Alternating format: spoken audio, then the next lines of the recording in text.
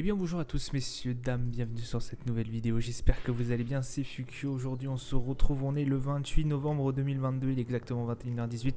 Les marchés financiers européens ont clôturé, les marchés américains tournent toujours bien évidemment. Le CAC 40 a fini en belle baisse à moins 0,70%, 6665 points. L'Eurostoxx moins 0,81, le DAX à moins 1,09, le FTSE qui descend à moins 0,17, le Dow Jones qui crache à moins 1,46 pardon, le Nasdaq à moins 1,55, le Nikkei 225 à moins 0,42. On a à l'heure actuelle un pétrole Brent qui est bien en dessous de la barre des $90, même la barre des 85, 83,030. Le 11 d'or à 1740 $ et l'euro USD qui descend à 1,033. Petit tour sur le Bitcoin qui est aussi en belle descente, 16 214 $ le Bitcoin. Alors aujourd'hui, début de la semaine qui commence très très mal, on va pas se le cacher. Voilà, un Dow Jones qui perd à moins 1,46%. Que se passe-t-il? Eh bien, vous savez, fin de la semaine dernière, je vous avais parlé notamment de la Chine, des pressions que voilà, l'État chinois reçoit de la part de sa population qui est confinée. Voilà, c'est en train d'éclater. On a des manifestants qui scandent Xi Jinping démission. Si c'est pour vous dire, en fait, ça s'est jamais vu avant en fait en Chine. De dire ça, c'était limite vous allez en prison. Donc voilà, là c'est en train de péter un peu partout. On voit des agents, des policiers qui se font taper, qui se font frapper par les manifestants. A l'inverse, on voit aussi des manifestants qui se font frapper par les policiers. Voilà, c'est en train de partir un peu en émeute, notamment à cause de cette politique zéro Covid, maintenue toujours par la Chine. On a notamment plusieurs villes maintenant qui sont confinées. Voilà, les ouvriers de chez, je crois que c'est Tencent, je crois que c'est comme ça que ça s'appelle, qui est l'une des plus grosses entreprises et fournisseurs aussi d'Apple, qui fabrique pour eux l'iPhone 14, le dernier iPhone Pro et Pro Max. Donc c'est la plus grosse usine d'Apple quand même, fabricant d'iPhone, donc c'est un sous-traitant. Voilà, et on le sait que par la suite il y a eu des confinements, ils ont essayé ils ont confiné de nombreux de leurs salariés en fait, justement dans l'usine, ce qui est incroyable. Et ils leur avaient promis des primes qui n'ont pas été payées, voilà, et qui selon les ouvriers ne seront pas payés. Donc voilà, là c'est en train de partir en émeute, forcément. J'ai envie de vous dire, on vous confine dans une usine, donc c'est-à-dire que vous travaillez H24 limite, vous sortez pas de chez vous. Vous faites des horaires à rallonge. On vous interdit de sortir, parce que bien évidemment vous avez interdiction de sortir. Apparemment il y aurait des problèmes d'insalubrité, il y aurait des problèmes aussi de nourriture, ils n'auraient pas assez à manger. Et en plus, il y a le Covid qui traîne, qui traîne par-ci par-là. Et vous avez notamment aussi la Coupe du Monde. Alors, je vais vous faire le rapprochement quand même. La Coupe du Monde qui traîne par là, c'est-à-dire que en fait, les Chinois, ils adorent le foot, ils aiment bien le foot. Ils regardent la Coupe du Monde et ils voient des centaines, des milliers de personnes réunies dans un stade sans masque, sans rien, avec même pas l'obligation de faire un test PCR. Et eux, ils sont là dans leur usine, cloîtrés. Renfermé, et ça, au bout d'un moment, forcément, vous pétez un câble. Vous soyez un peu humain, vous pétez un câble. Donc forcément, c'est parti en émeute. Et c'est en train de faire, de bousculer un peu la tendance du marché. On est en train de vraiment énormément pricer. Regardez le Dow Jones à moins 1,44, c'est en train de descendre. Même la fermeture des marchés européens n'a rien fait. Je pensais avoir une petite accalmie, notamment aussi sur le niveau du Nasdaq et autres, mais là c'est en train de gratter, c'est incroyable. Donc grosse tension au niveau des marchés. Il nous fallait de toute façon, retracer, on verra ça sur les graphiques, mais il fallait retracer au bout d'un moment. Là c'est en train de retracer sérieusement. Donc voilà, grosse tension, quand même, moins 0,70% sur le CAC 40. On n'avait pas vu ça depuis un certain moment. Bon, de toute façon, ça fait 8 semaines et quelques que le CAC 40 était en hausse. Donc, bon, bah voilà. On a franchi la barre des 6700 par le bas. Du coup, là, on est descendu à 6665. Ça reste quand même une très bonne note pour la fin d'année. On espère que ça va pas non plus repricer pour atteindre les 6500, 6004, 6003. Là, ça serait un peu les boules quand même. Mais voilà, ouais, le marché qui se fait un peu secouer par cette vague d'émeutes et que ça complique forcément les chiffres économiques de la Chine. Voilà, ça compromet aussi un peu. Alors, Xi Jinping pour l'instant reste bien accroché à son siège de président, mais ça peut risquer par la suite de compromettre sa position au sein du gouvernement si ça s'amplifie. En fait, c'est ça pourquoi le marché est en train de pricer à l'heure actuelle. À mon avis, c'est qu'il y a une intensification de la violence de la part de la population chinoise contre le régime de Xi Jinping. Donc ça risque de partir peut-être un peu plus loin. Voilà, c'est ça en fait, ils ont un peu peur les marchés et ils ont peur que ça aille encore plus loin. Parce que pour l'instant c'est cantonné à une ville, mais cette ville, on sent bien que ça peut prendre des proportions énormes. Donc voilà, hein, c'est extrêmement houleux en ce moment. On a aussi du côté des pétroles, hein, je vous avais dit la semaine dernière, le pétrole a énormément chuté. On a cassé cette barre des $90. On est maintenant à 83 et quelques. Du coup, voilà, je vous avais dit que forcément il y aurait l'OPEP+ qui se réunirait. Bah voilà, réunion de l'OPEP+, notamment ce qui concerne à mon avis le prix des barils. Voilà, c'est là à mon avis après cette réunion, je vois gros comme un avion une rehausse du baril de pétrole, du baril de Brent. Ça m'étonnerait même pas. Le WTI quand même est à $75. On a vu une chute de 1,5% aujourd'hui, donc pas mal du tout. Ça commence quand même à chuter énormément, $82 au plus bas de la séance pour le baril du Brent quand même. Donc incroyable. Du côté des valeurs, on a Total Energy qui a lâché 1,2%, Vallourec moins 1,52%, Casino qui lâche moins 0,45%, Airbus a abandonné 5,68%. Alors en fait, il y a eu des retards au niveau de la livraison d'appareils moyens courriers prévus en 2023.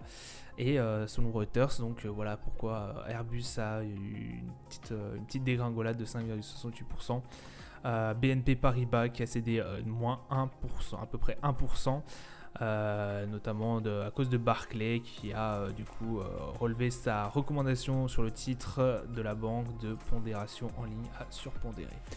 Voilà, au niveau des valeurs. Au niveau du calendrier d'annonce économique, on n'a rien eu de très impactant, hein. Aujourd'hui, on a peut-être eu le discours de la fête de Bullard, mais je vous avoue que j'ai pas checké. Je vous en dirai peut-être un peu plus demain si j'ai les retours de ce qu'a dit notamment Monsieur Bullard. Et pour demain, par contre, on a quand même pas mal de choses, hein. On a notamment le taux d'inflation au niveau de la Magne, pardon, j'ai un peu du mal, j'ai un peu bugué. 14h et quelques, oui, effectivement, c'est pas les bonnes horaires, vous rappelez. Voilà, puisqu'on est passé en horaire d'hiver. PIB de taux de croissance en glissement trimestriel au niveau du Canada, taux de croissance annualisé au niveau du PIB au niveau du Canada. Et ce sera tout. Mercredi, je crois que de tête, on a certains chiffres au niveau européen. Je me demande si c'est pas l'inflation au niveau européen qui tombe. Je crois que si. Et il y aura le taux de chômage qui sera aussi dans le courant de la semaine. Donc, pas mal d'indicateurs, pas mal de chiffres, pas mal de choses qui vont bouger. Vraiment veiller à ça, pas forcément au niveau des marchés US, mais plutôt au niveau des marchés européens. Au niveau du calendrier d'annonce économique, au niveau des marchés, tout court, du coup on a toujours un Nasdaq qui price, on va peut-être taper la barre des 11 517. Le Nasdaq qui depuis son énorme remontée face notamment à l'inflation qui avait permis cette envolée, cette énorme bougie bleue de mon point de vue, pardon. En fait, on s'aperçoit qu'il fait pas grand chose, hein. Là, voilà, on est retombé sur les plus bas. Je vous avoue que vendredi, ça a été une séance bien dans le rouge, et là, c'est en train de taper les plus bas quand même, hein, qu'on n'avait pas eu depuis quelques semaines. Donc vraiment vigilance sur le Nasdaq, on verra par la suite, mais ouais, ça commence à repartir un peu dans le rouge. J'aurais bien voulu que ce rebond se fasse encore un peu, voilà, remonte encore un peu, on va dire. Au niveau du RSI, on va commencer à retourner dans la zone neutre. Au niveau du MACD, on est toujours dans une tendance assez haussière, mais vigilance quand même. On n'est pas sûr encore parce que voilà, elle reste très, très légère, hein, cette tendance haussière. Au niveau du DAX, du coup, bon, on est redescendu en zone proche au niveau du RSI, proche de la zone de surachat.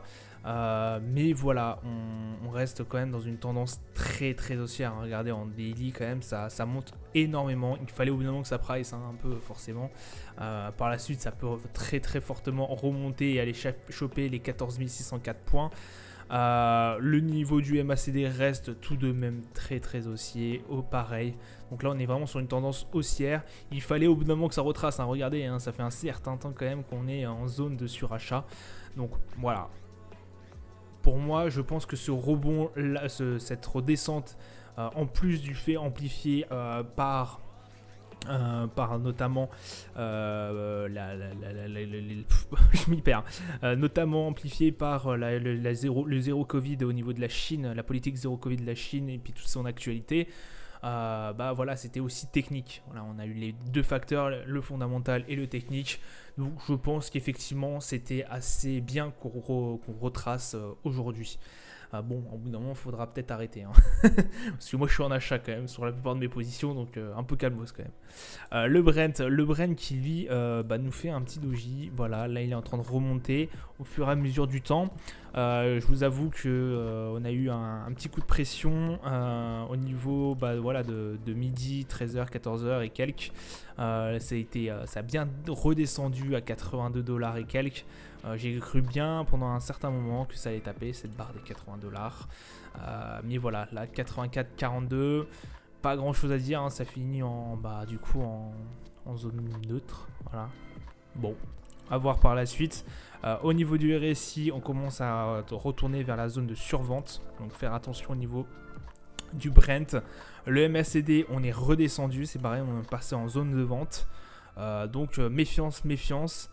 Surtout au niveau quand on va taper peut-être cette barre des 80 $, parce qu'à mon avis on va potentiellement la taper, ou même celle des 90 qui peut nous refaire de la résistance, hein. Voilà, on a vu là qu'on a essayé de la franchir par le haut, ça n'a pas fonctionné, on est redescendu et là voilà, ça redescend depuis 4 séances et quelques. Au niveau de l'or, grosse baisse aussi, 1741 $ et quelques le 11 d'or. On était aux alentours des 1753, donc là c'est quand même une belle baisse aussi. Bon, ça retrace encore. Bon, pas non plus énormément de choses à dire. On a eu quand même un bon début de semaine la semaine dernière. Bon, là aujourd'hui c'est un peu plus compliqué. On a fini vendredi en séance nulle dans Doji. Donc voilà, à voir par la suite si on serait capable d'aller chercher et de piocher ces 1837. On se rappelle, hein, on avait eu une très très belle hausse il y a de cela quelques semaines. 1741, ça paraît pas trop déconnant aussi pour passer à l'achat. Après, méfiance, on a sait que cette grosse barre aussi, si vous jouez si vous passez à la vente, on a cette grosse barre des 1700 et quelques qui a été franchie une fois, voilà, et qui par la suite a été franchie assez aisément. Mais voilà, cette barre des 1700 $, je vous rappelle qu'on n'a pas été la franchir, hormis ces deux fois là, hein, on va dire. Hormis ces deux fois-là, on ne l'avait pas franchi depuis 2020. Donc ça reste quand même une barre assez forte, hein. Donc à voir par la suite. Le S&P qui lui, price, hein, forcément. On est en dessous des 4000 et quelques, hein. On avait fini la séance à 4000 et des patates. Vendredi, là 3957, ça price énormément au niveau du S&P. On redescend au niveau des valeurs qu'on avait connues il y a de cela 2 semaines. Donc à voir par la suite. J'ai toujours bon espoir qu'on essaye d'atteindre les 4117 avant la fin de l'année. Ce qui est possible, ce qui est largement possible. Au niveau du RSI, bon bah du coup on va commencer à repasser en zone vraiment neutre. Le MACD reste toujours haussier hein, dans l'ensemble, de toute façon on le voit bien. Enfin, on le voit un peu moins bien que sur certains indices, comme vous le savez, mais ça reste quand même assez, voilà, on le voit, hein, ça reste assez haussier dans l'ensemble. Au niveau du CAC 40, le CAC 40 qui du coup se replie 6646, bon ça va. On n'a pas pris de grosses déculottées au niveau du CAC 40. Je m'attendais à ce qu'on descende 6016, 6100, 6620. Ouais, là ça va encore à peu près. On a été chercher quand même cette barre des 6715 points hein, en fin de semaine dernière. Donc bon, très très bien. On va voir si cette barre des 6600 va tenir et si on repasse en zone de baisse demain, en séance baissière demain. On est au niveau du RSI, hein, vous le voyez bien, de toute façon c'est parti d'un seul coup, hein. On a été les plus 20%, on a gagné plus 20% depuis le plus bas de septembre, quand même, c'est pour vous le dire. Bon bah voilà, hein, là on a été en train de chercher, là on va chercher vraiment les plus hauts. RSI, bon bah du coup qui repasse en zone neutre, mais tout pile poil, hein, voilà, donc méfiance, ça peut encore retracer encore un peu. MACD, bon bah je vais pas vous faire un dessin, hein. On est en augmentation, on est en hausse. Donc voilà, rien de très spécial à vous dire, hormis ça, hein, hormis les actualités. Méfiance du coup par la suite au niveau de la Chine et au niveau des indicateurs européens qui vont sortir cette semaine. Je ne crois pas, et je crois qu'il reste très peu d'entreprises en résultats trimestriels qui vont sortir. Je crois que même les plus grosses ont sorti et là il n'en reste que 2-3. Et encore, j'en suis pas sûr. Donc voilà, focussez-vous sur ce qui va se passer. Peut-être l'OPEP aussi, hein, ça peut être intéressant de regarder et de checker pour ceux qui forcément sont sur le baril de Brent. Zioter ça, zioter aussi la Chine, on ne sait jamais, un embrasement peut si vite passer, hein, on se remémore l'Iran, parce que d'ailleurs ils sont toujours en conflit. Imaginez-vous la même chose, mais en Chine ça peut complètement s'effondrer, ça peut complètement effondrer l'économie chinoise, et on sait que cette économie chinoise peut fortement impacter les autres, hein, forcément. Je ne vais pas vous faire un dessin, vu comment on est tous liés les uns les autres, et surtout avec les Chinois, ça peut fortement endommager notre vision long terme et surtout notre vision des indices. Enfin, ça peut impacter nos indices par la suite, et pas que les indices d'ailleurs. Voilà, ça sera tout pour moi pour aujourd'hui. Je vous souhaite une agréable journée, une bonne soirée à vous. Je vous dis à plus tard. Ciao ciao.